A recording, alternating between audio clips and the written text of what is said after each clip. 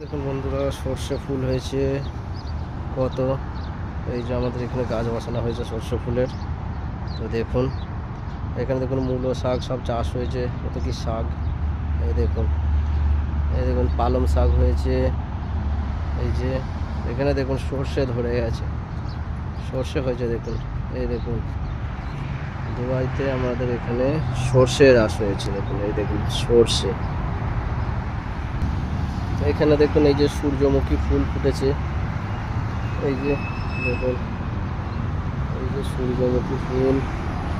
এই একটা এখানে দেখুন স্যালাড পাতা হয়েছে কত, ধনে পাতায়। এই যে এখানে ধনে পাতা, স্যালাড গাছ কত দেখুন, স্যালাড গাছ দেখুন, খালি স্যালাড গাছ দেখুন।